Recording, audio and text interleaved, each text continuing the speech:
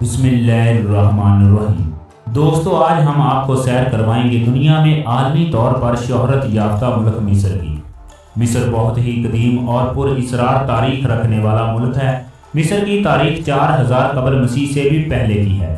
دنیا کا قدیم ترین فیشن ڈریس ہو یا پھر روزمرہ زندگی میں استعمال ہونے والی تمام اشیاء، جس میں کنگھی، ٹوتھ برش، سینما ہال، مصر کے باشندوں کی ایجاد ہے۔ یہاں تک کہ سال میں کتنے مہینے ہوتے ہیں اور مہینوں میں کتنے دن ہوتے ہیں، مصر کے باشندوں نے اس دنیا کو بتایا ہے۔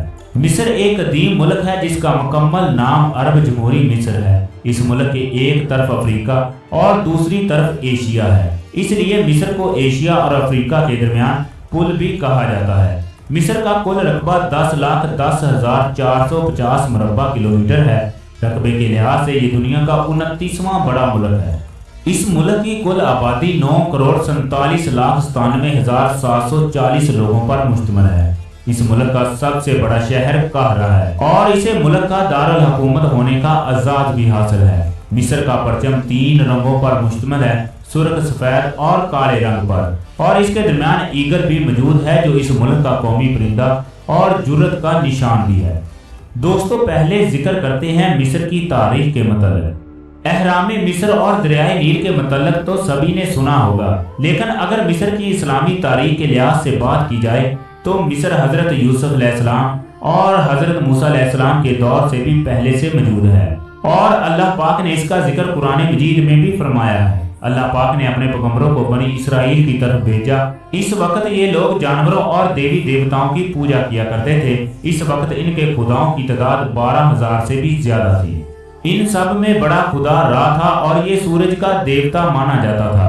مصر کی تاریخ کے مطابق 4000 قبل مسیح میں بادشاہ ہارون نے چھوٹی بڑی ریاستوں کو فتح کر کے قبضہ کر لیا اور اس طرح تمام ریاستوں کو ایک ہی حکومت میں شامل کر لیا۔ اس طرح مصر پر فرعونوں کی حکومت کا آغاز ہو گیا۔ فرعون کوئی خدا تو نہیں تھے بلکہ خدا ہونے کا دعویٰ کیا کرتے تھے۔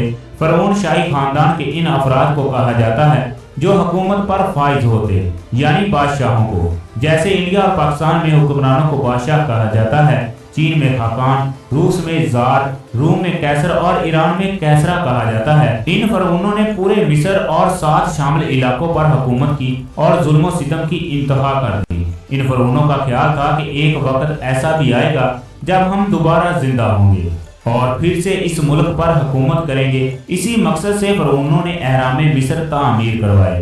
ان بڑے بڑے اہراموں میں اپنی لاشوں کو محفوظ کرنے کے لیے خفیہ کمرے بھی بنوائے۔ جب یہ فرعون مر جاتے تو ان کی لاشوں کو حنوط یعنی ممی بنا لیا جاتا۔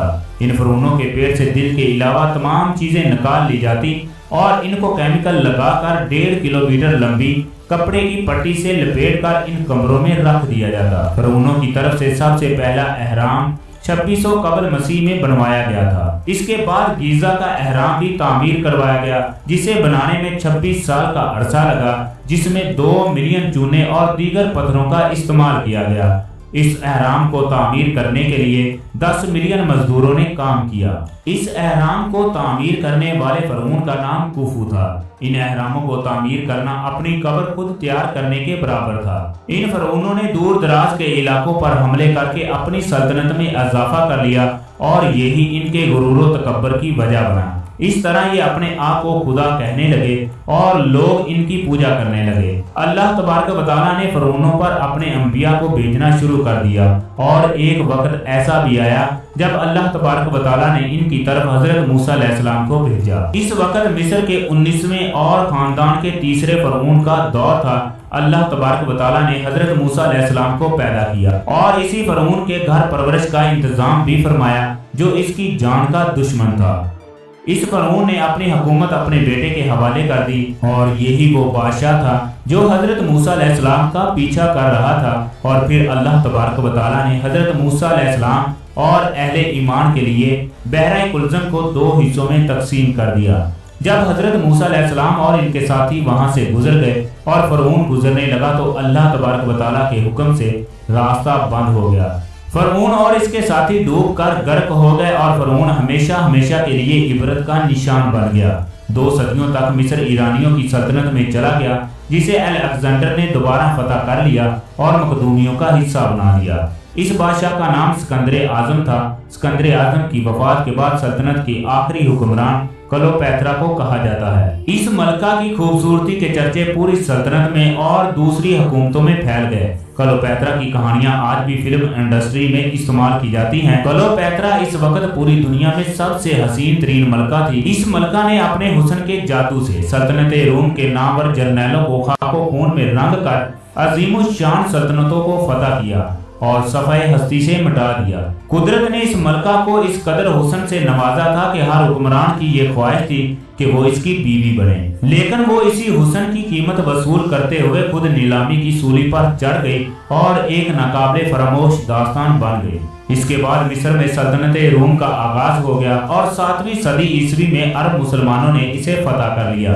खलीफा दोम हजरत उमर फारूक रजी अल्लाह तआला अन्हु के दौरे हुकूमत में मिस्र के काफी इलाकों को फतह कर लिया गया था और 986 में फातमी दौरे हुकूमत में काहरा शहर की बुनियाद रखी गई। 1750 ईस्वी में तुर्की मुसलमानों ने इस पर कब्जा जमा लिया। सल्तनत उस्मानिया में इसको एक उस्मानी सल्तनत के सूबे का दर्जा दिया गया और मिस्र सबसे ज्यादा उस्मानी हुकूमत के लिए परेशानियां पैदा करने वाला मुल्क था। इसके बाद इस मुल्क पर मोहम्मद अली पाशा ने हुकूमत की, जो उस्मानी हुकूमत के एक सिपाहीसालार थे। 1922 में इसी खानदान ने हुकूमत बरतानिया को मानने से इनकार कर दिया और इसके साथ ही एक ऐलान किया कि मिस्र एक आजाद मुल्क है। इस ऐलान के बाद इनकलाबियों ने जोर पकड़ा और बहुत सारी तहरीकें चलाई। 23 जून 1992 के दिन इनकलाबियों की मेहनत रंग लाई और अगले ही साल मिस्र एक अरब जमहूरी मिस्र के नाम पर वजूद में आया। आजादी के बाद मिस्र के इजराइल के साथ तल्लुकात खराब हो गए और कई दफा इनके दरमियान जंगें भी हुई। 2013 में सदर मोहम्मद मुर्सी की हुकूमत का तख्ता उल्ट हो गया और मिस्री जर्नैल अब्दुल फातिह मिस्री सदारत के ओहदे पर फायज हुए और मुस्तफा कमाल बराए नाम के ही वजीर आजम हैं। पाकिस्तान ने इसराइल के खिलाफ मिस्र की जंगी और माली तामन भी पेश किया। 20,000 से भी ज्यादा पाकिस्तानी इस वक्त मिस्र में मुकीम है। दरिया नील को दुनिया का सबसे बड़ा दरिया माना जाता था, लेकिन अब इसे अमेज़न के बाद दरिया नील को दुनिया का दूसरा बड़ा दरिया माना जाता है। मिस्र आज भी दुनिया में खजूर फरोख्त करने वाला सबसे बड़ा मुल्क है। अंजीर की पैदावार के हवाले से दूसरा बड़ा मुल्क, स्ट्रॉबेरी की पैदावार के लिहाज से चौथा बड़ा मुल्क, भैंसों की दूध की पैदावार के हवाले से और प्याज बेगन पैदा करने वाला 5वां बड़ा मुल्क है। इसके अलावा गंदम, मकई, गन्ना, फ्रूट, सब्जियां और चावल सबसे ज्यादा पैदा होने वाली काश्त है। इस मुल्क में हर साल 1 करोड़ से ज्यादा सयाह आते हैं, जिनसे इस मुल्क को 20 करोड़ से ज्यादा की आमदन और 20% लोग इस कारोबार से मुंसलिक हैं। ज़राअत के शोबे के अलावा केमिकल इंडस्ट्री और टेक्सटाइल मिस्र की तरक्की में अहम किरदार अदा कर रही है, जबकि क्रूड ऑयल और कुदरती गैस से मिस्र अच्छी खासी रकम कमा रहा है।